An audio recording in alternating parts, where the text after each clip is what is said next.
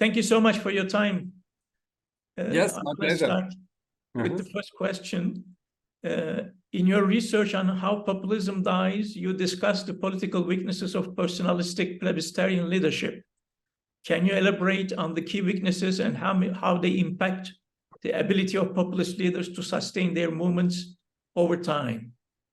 So when I think about populist leaders, I think in terms of personalistic plebiscitarian leadership. Personalistic means these leaders are very overbearing, very full of themselves.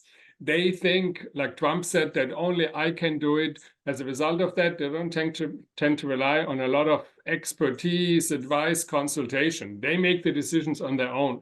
That leads often to very haphazard, arbitrary decision-making. They're not well-informed, they're not systematic, they make a whole bunch of mistakes. And so the article looks mainly at populist leaders who are in government. And when they're in government, what policies do they enact?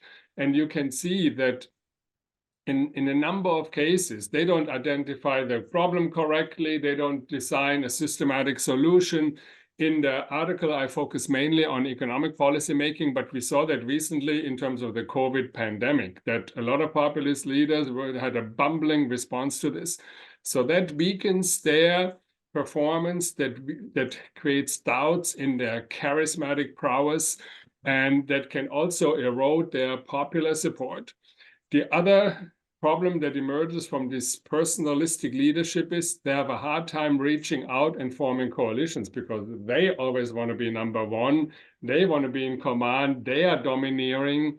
Other politicians don't easily cooperate and collaborate with leaders like that. In fact, populist leaders, to strengthen their plebiscitarian support, they deliberately foment polarization, conflict.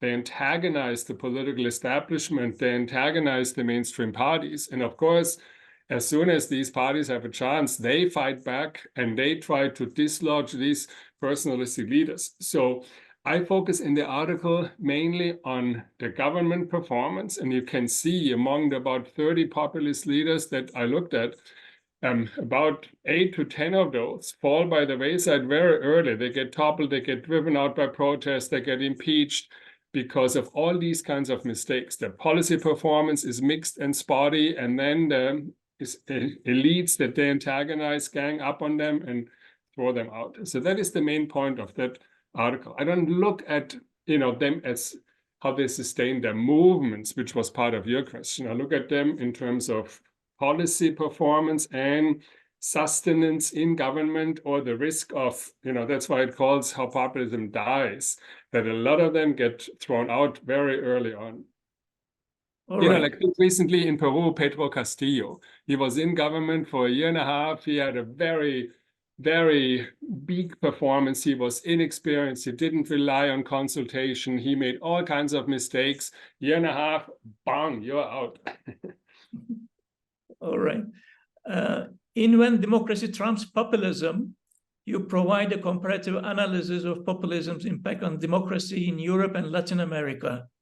What are the key lessons that can be applied to understand populism interaction with democratic institutions globally?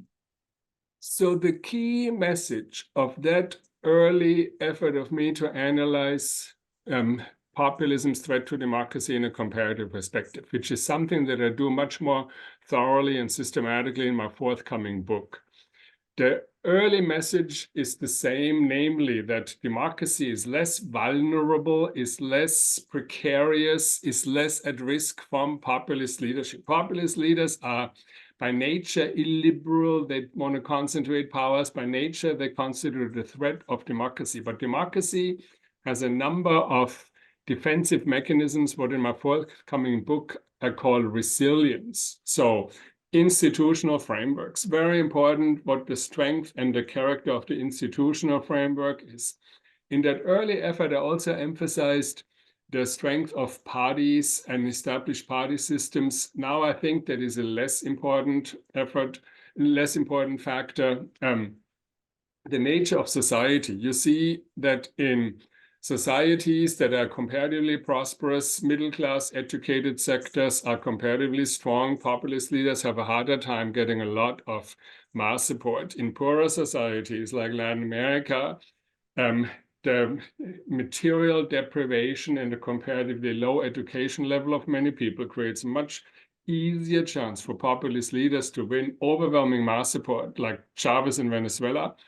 And then the fourth factor that I really develop in the book much more is the conjunctural opportunities that a few populist leaders have to really boost their mass support. And those conjunctural opportunities surprisingly come in two opposite ways. On the one hand, when you have huge windfall rents, like Hugo Chavez had it from petroleum, you can buy support from virtually everybody and you achieve popularity of 65, 70%, and nobody can resist you. And then you can destroy democracy. But if you don't have that kind of massive windfall, much harder to do that. And then the other conjunctural opportunity, surprisingly, is deep, acute, but resolvable crises. And there, when a populist leader encounters such a crisis, and if they are able to combat it effectively, they can be the hero. They can be, like Max Weber said, the charismatic savior of the country. That was the story of Fujimori.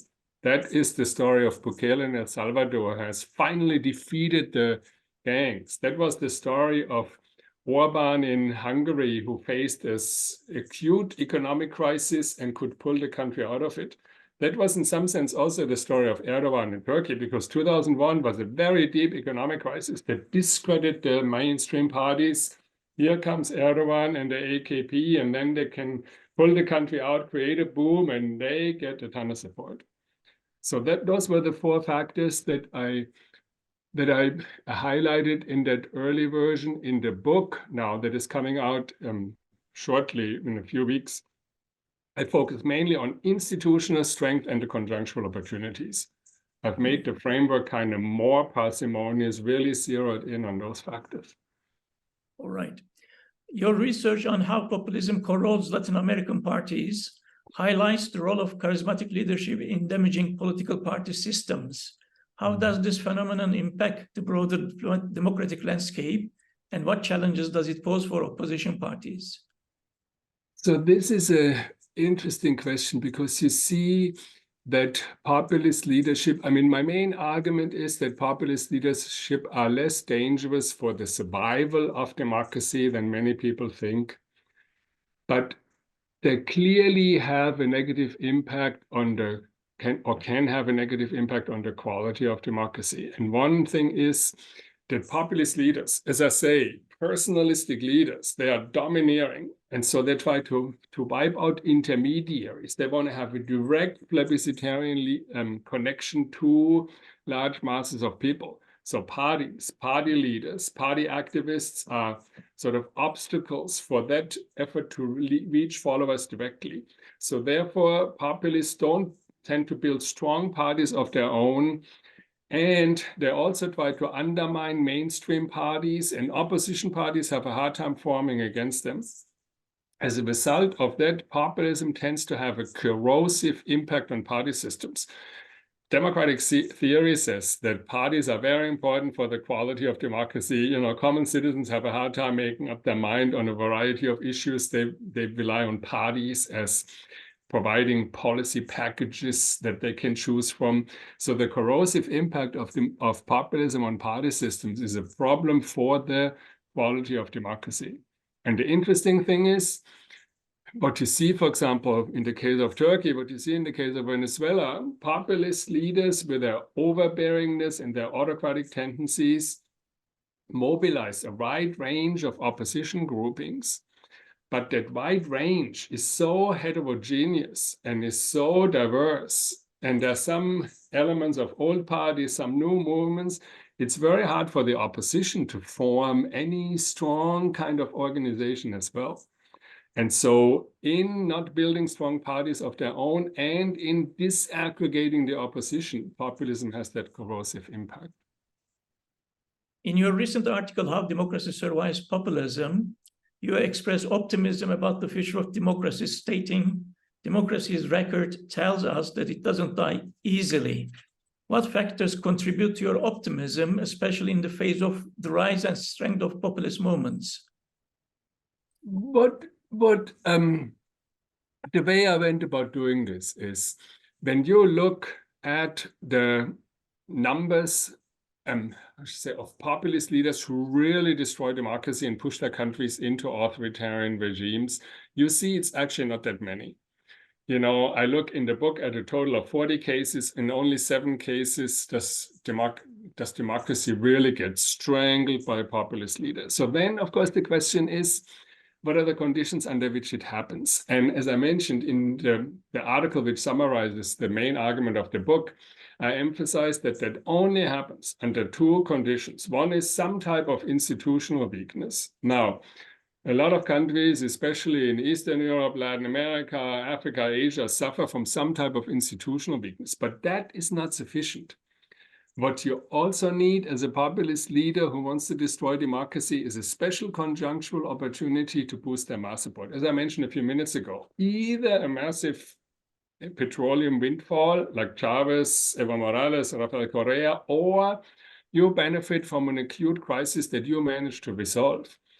Now, those are very restrictive conditions. You know, the global commodities boom is over. It was only the oil exporting countries that really benefited from that because since they had nationalized the oil industry, the windfall revenues flowed into the state and they could use it for political purposes.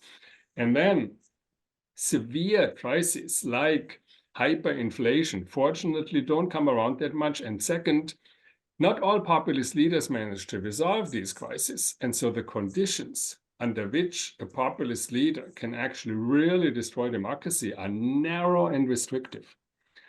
Now, we tend to have a distorted image of the threat that populism poses to democracy because we all remember the emblematic cases. Everybody knows Chavez, everybody knows Fujimori, everybody knows Orban, everybody knows Erdogan. But the many populist leaders who don't succeed, who serve one term and don't succeed in destroying democracy, getting re-elected, the many leaders that get thrown out by Congress, by mass protests, by impeachment, they are forgotten. I mean, you know, in Latin America, who remembers Fernando Collor of Brazil? Who remembers Abdallah Bucaram of Ecuador? Who remembers Lucio Gutierrez of Ecuador? Who will remember Pedro Castillo of Peru? They're forgotten. And so the image that we have is, oh my God, you know, oh, there's Chavez, and oh, there's Fujimori, and oh, these populist leaders can do it. They can, but it's not very likely. You know, many of them fail. Many don't succeed. Many of them, you know, even like Menem in Argentina and Uribe in Colombia, they get one re-election and then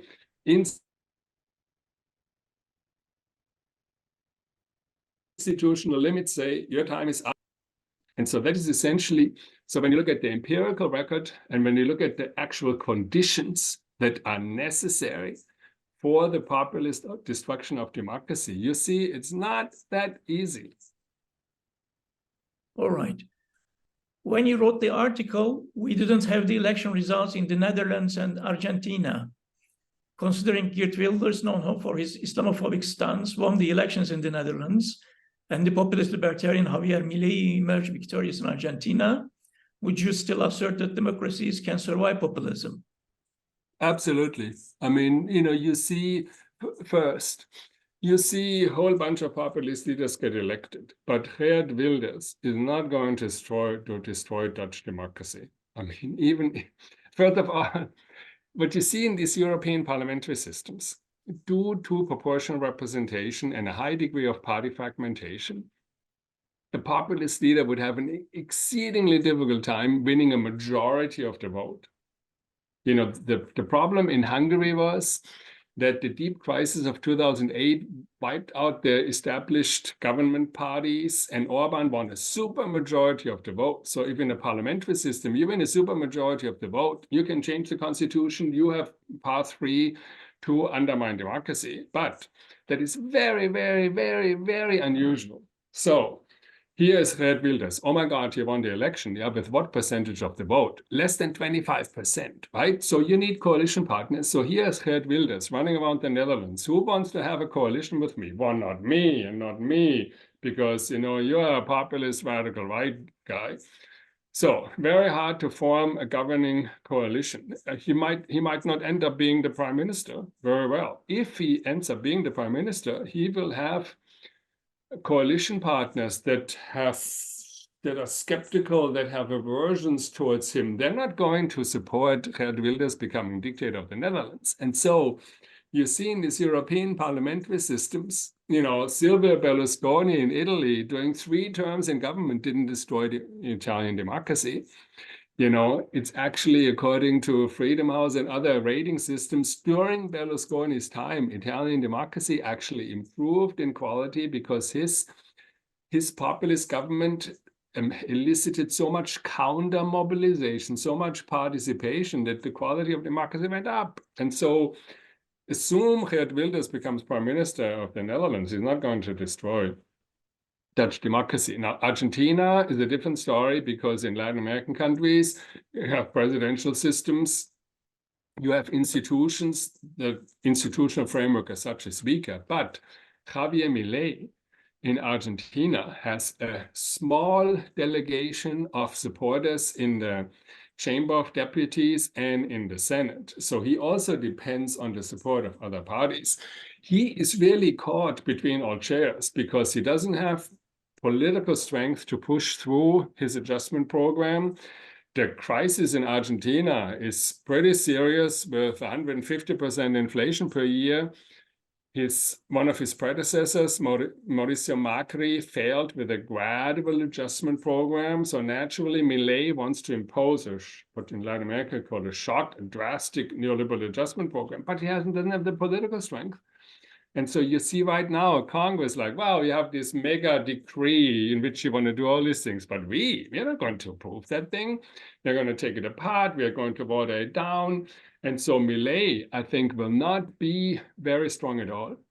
My prediction, and political science doesn't want to predict very much because we usually fail. So my prediction is Milei, in some sense, is compelled to push for a drastic neoliberal program, and he will elicit so much opposition, especially from the Peronists who are entrenched in Congress, in the unions, among the governors.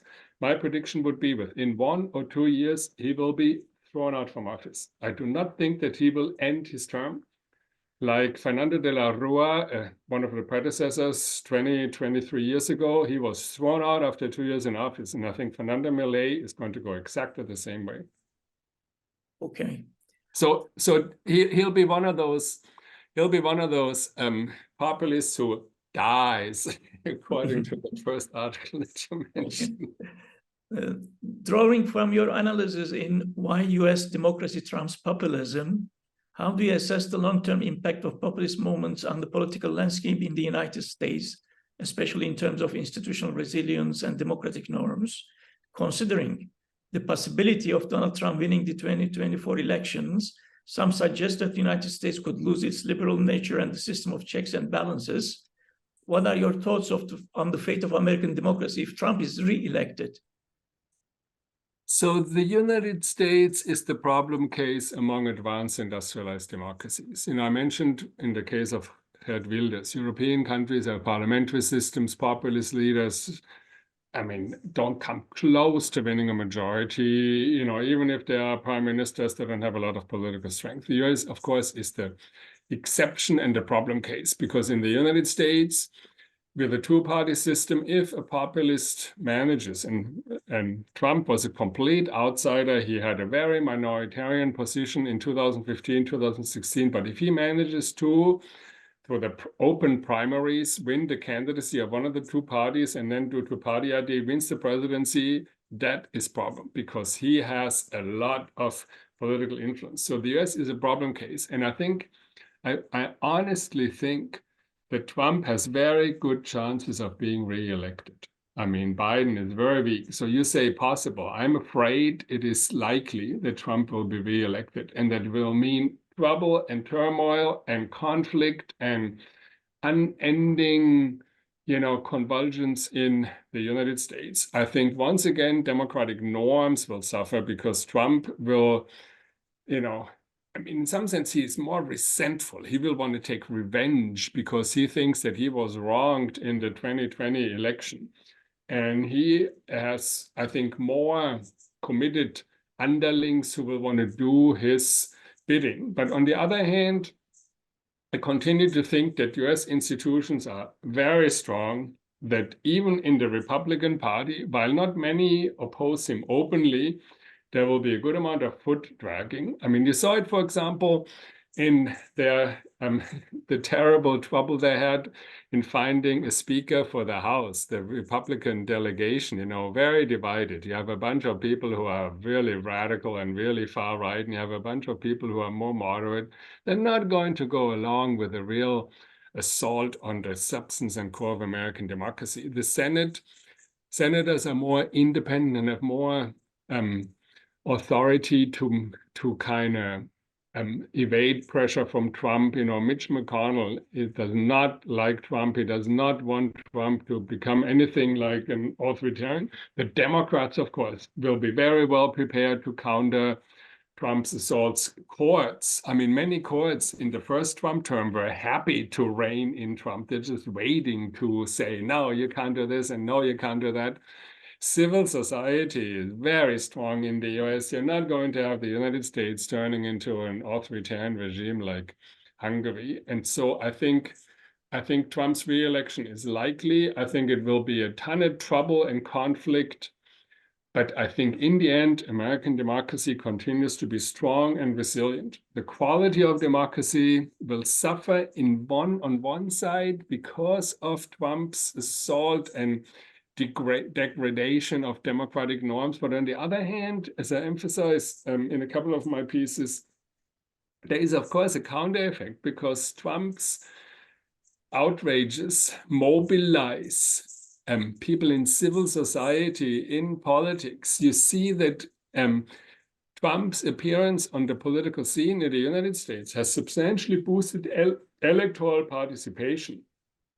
You know, you see that more candidates come forth in elections. You see that more diverse candidates come forward. You see that more people are motivated to get into the political game. And due to the strength of US institutions, that is mainly through conventional channels, through elections, not mass protests in the street that can be problematic and disruptive and, you know, lead to a little violence, but essentially a lot of conventional participation through the established electoral and political mechanisms. And so in a surprising, counterintuitive way, while Trump degrades democratic norms, democratic discourse, foments polarization, surprisingly, he also has the unintended effect of boosting participation, you know, getting more people involved, enhancing political interest. And so even the quality of democracy, and if you think about those two counteracting tendencies, I think even the quality of democracy in the US will not deteriorate very much. You talk below, you talk in one of the future questions about like VDEM and these democracy rating agencies. They've way graded down American democracy. I think that is seriously mistaken. I think that is a serious, you know, misrepresentation of the fate of American democracy. All right. American democracy faces trouble. Trump has done damage on one side, but there's also been a counteracting effect. So there has been some kind of reduction in democratic quality, but not nearly to the extent that VDEM is like depicting.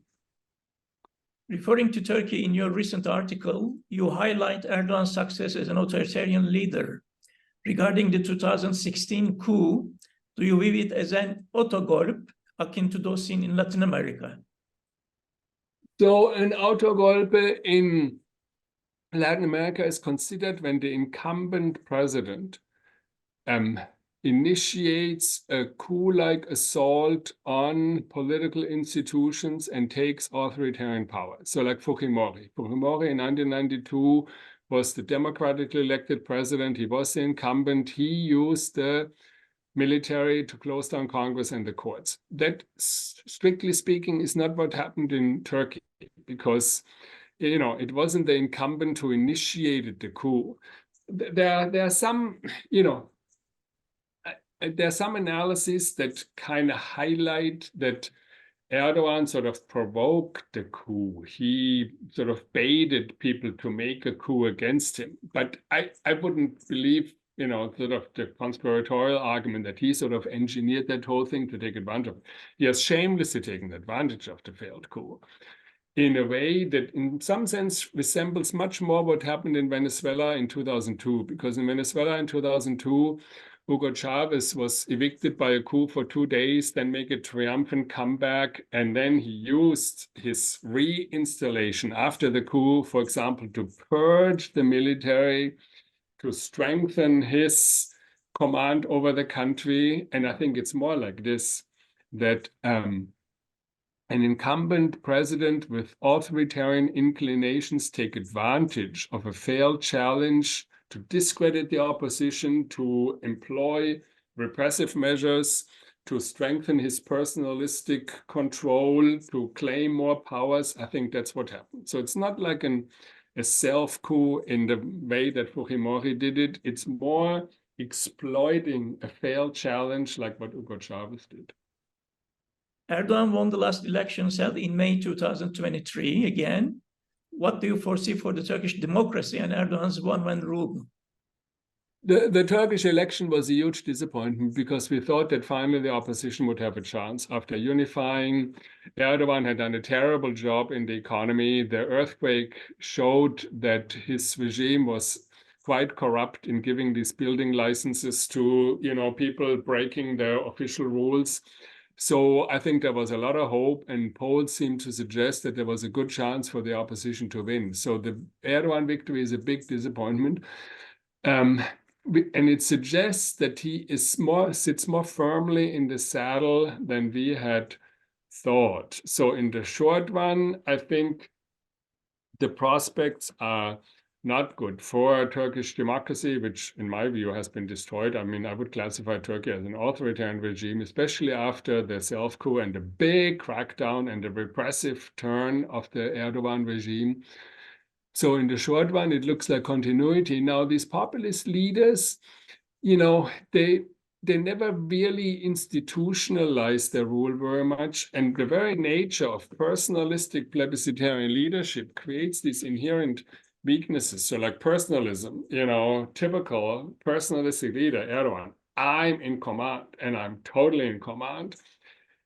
Long-term domination by one leader, of course, blocks other aspirants from rising. And if somebody is as much in command as Erdogan, everybody, only his handpicked cronies can rise. That must create a lot of kind of latent discontent, like a volcano that you have kind of, people who aspire to power, who want to have a role. They don't want to be Erdogan's cronies. And so there's a potential for a challenge to Erdogan, especially if he were to, sooner or later, these personalistic leaders run up against their own mortality and the issue of succession.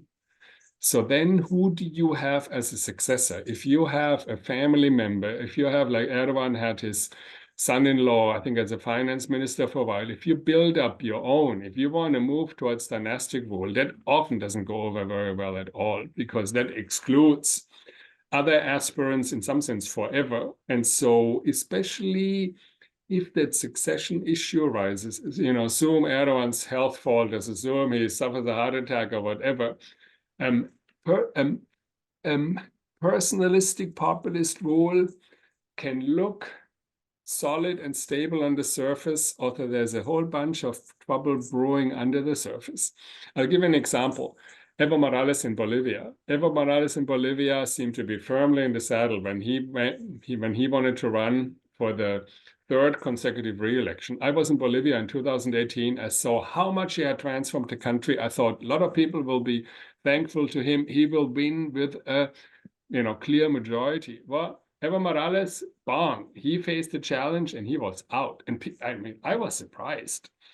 And so populism, because it isn't very firmly, it's not very solid, it's not institutionalized, it depends on this personalistic leadership.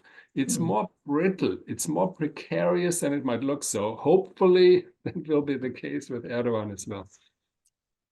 In the article, when discussing Italy, you mentioned the late Prime Minister Silvio Berlusconi. Interestingly, you do not refer to Giorgia Meloni and her neo-fascist party Brothers of Italy. How do you explain her success? So I was thinking about that. I don't classify Meloni as a populist party because, as you say, her party has neo-fascist roots, and I think that's a different type of party, more ideological, more, and in some sense, how do I explain her success? I thought, ironically, her success is the product of the failure of a whole bunch of populist leaders. Clearly Berlusconi for 20 years dominated Italian politics. He got old and he was plagued by scandals and he couldn't be re-elected. So he helped put her in the saddle, but he wasn't in the position. His political fortune has fallen. Then you had Matteo Salvini, who seemed to be like the big guy in 2018-19. He seemed like the leading leader. Of course, he overplayed his cards, wanted to grab government power, and was excluded. So his star fell. And you see in Salvini, in some sense, the typical feature of populism, the meteoric rise and the quick fall. I mean, that's typical of populism, these personalistic leaders. They want to grab power. They don't have very solid support. They seem to be on an upswing. He seemed to be in position to grab the prime ministership. Then it didn't work and his fortune goes down. And then, of course, maybe even most important, that five-star movement that was always very amorphous and not very well defined and very kind of flimsy and weak. I mean, they were the main coalition partner and dominated the government formally when Salvini was in power, but they literally like poof, disappeared, like imploded. And so it was in some sense the failure of populists that opened space for Meloni. And so you see again, we think like, oh my God, Salvini is so powerful. Well, rise and fall. Woof. Berlusconi came down here, Beppe Grillo and 5-star. Ooh, this is cool. And internet and blah, blah. Woof. Poof. Just kind of dissolved in thin air. And so populism is, how should I say that? They don't have that much often sustenance, right? They're sort of, they're like shooting stars in the sky, like, oh, there's Salvini. Woof. Glow and woof. Okay. The last sentence of your article is as follows. While the threat of populism requires constant attention and energetic countermeasures, there is no need for global alarmism. Yet WIDEM Institute of Gothenburg University says in its 2023 Democracy Report, I quote, advances in global levels of democracy made over the last 35 years have been wiped out. The world has more closed autocracies than liberal democracies for the first time in more than 2 decades. What is your take on WIDEM's alarming findings? I think it's exaggerated. I mean, the subtitle of my forthcoming book is Countering Global Alarmism. And the reason why I wrote that book is there's all this alarmist stuff out there, how democracies die and all these kinds of things. And WIDEM has helped fuel that alarmism. I mentioned before the drastic downgrading of US democracy, and I think it is exaggerated. I mean, you think of WIDEM is highly sophisticated and very scientific, but it relies on subjective ratings by political scientists. And so if there is alarmism out in public opinion and among political scientists, and we are all subject to that, and we react in a sort of distorted way. Oh my God, there's Fujimori, and oh my God, there's Chavez, and oh my God, there's Orban, and oh my God, there's Erdogan, but forget about Bucaram and Collor and Gutierrez and Castillo and all the people who fail. Then we have an exaggerated sense. The other thing is that clearly political scientists tend to have their heart on the left and tend to be more critical of right-wingers. And so I think, and there is a statistical analysis done by a colleague of mine that VDEM does have a significant bias against right-wing regimes. They grade them more harshly, they downgrade them more. And so you see Trump, oh my God, Trump, is really doing a lot of damage to US democracy, populist right-wing parties, right-wingers in Latin America, Bolsonaro. And so if there is to the extent that there is a bias, and I think there is this, alarmism, given that VDEM ultimately depends on subjective ratings, I think it is exaggerated. I think it goes too far. When you think, okay, so the claim, I have to admit, I haven't looked at that report specifically, but in 2023, the advances in the last 35 years, that would be the starting point would be 1988. In 1988, you had the Soviet Union and you had East European communism. That hasn't been all reversed. Even if Putin establishes an authoritarian regime, it's nothing like the post-totalitarianism of the Soviet Union. A good part of Eastern Europe is still freer than before. And so, I'm not, as I say, I would have to look at that report specifically. I have a hard time thinking that that alarmist claim isn't partly driven by, the subjective kind of zeitgeist that is in the air. And, since recently more populists and more challenges to democracy have come from right-wingers, that there isn't that bias, it doesn't have an impact. And lastly, Kurt, given the evolving nature of populist movements, what do you see as the future challenges and opportunities for democracies worldwide in dealing with populist surge? You emphasize the evolving nature of populist movements, and one thing that is very typical of populism is the kind of the opportunistic shiftiness, what Paul Taggart called the chameleonic nature, right? They come in so many different versions. And that makes it, of course, in some sense, that allows them to take advantage of a variety of opportunities, and it makes the defense of democracy harder because, whatever weakness there is, whatever representation deficit, whatever issue that is unaddressed, populist leaders try to take advantage of it. But what impresses me is the resilience of democracy. The resilience of democracy in the present time. And my last book was about the interwar years. And even in the interwar years, with all the tremendous trouble and threats and crises of the interwar years, established democracies survived. And so I think that established democracies have a very good chance of surviving again. There's a lot of institutional strength and institutional interest. There's a lot of democratic spirit. And I think there is, what we often forget is, and that goes us back to the first issue, populist movements have their own weaknesses and troubles. As I said, a number of them, just kind of implode. A number of them, when they finally reach the government, don't do a very good job. Now, I do believe that one thing that unfortunately democracies have to do, and I think now I'm writing something new about advanced industrialized countries.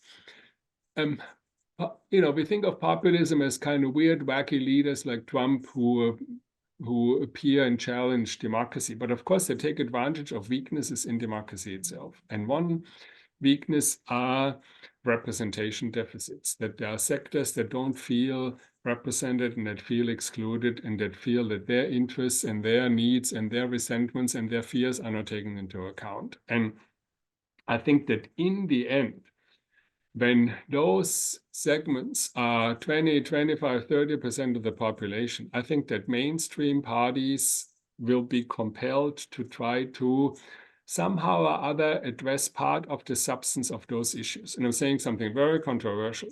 Think of Europe. So a lot of people are worried about migration. Now, of course, this is a paradox because European countries with their low birth rates depend on migrants coming in.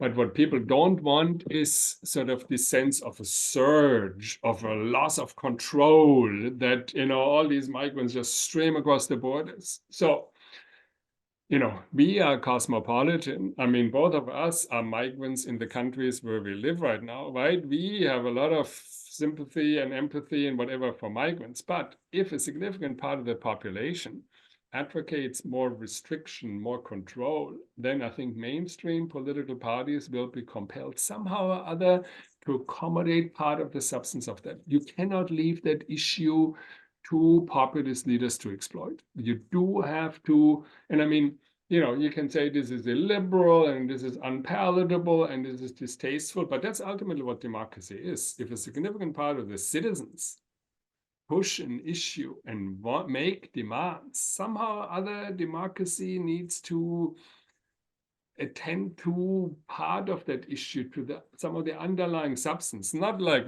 build the wall like Trump, but somehow or other try to, reform, change, get control of the immigration system. For example, by it seems that a lot of immigration now is essentially reactive. People show up at the borders, they come across the borders, they claim asylum. These countries are reactive. I think an immigration system that is more proactive, that these countries try to select and recruit certain types of people, and that essentially you open legal migration and you make illegal migration and kind of frivolous asylum claims harder. I think that might be something that mainstream parties and mainstream governments have to do. You think of the Danish case. Danish social democracy made a move in that restrictive direction, and that helped to, seriously undermine the vote of the Danish People's Party, right? That had like 21% in 2015 and then had 8-point-something% in 2019, and by like 2022 was like a minor outfit. So Danish social democracy did a distasteful, unpalatable move to the right on restrictive immigration. And that is what, I think mainstream parties might be compelled to do. To what extent and how you do it, I don't know specifically, but I think an accommodative move like that, if there's a significant representation deficit and significant sectors of the population have demands, democracy has to attend to this somehow. So just to end with a provocative. Okay. Thank you so very much. I appreciate your time, Kurt. Good. Yeah. No, thank you for doing this. And thank you for reading my article so carefully and giving me the chance to explain some of the points that I've tried to make. And any further questions that you or your listeners or your audience have, by all means, feel free to contact me. Thank you so much. All the best. Good. Thank you. To you too.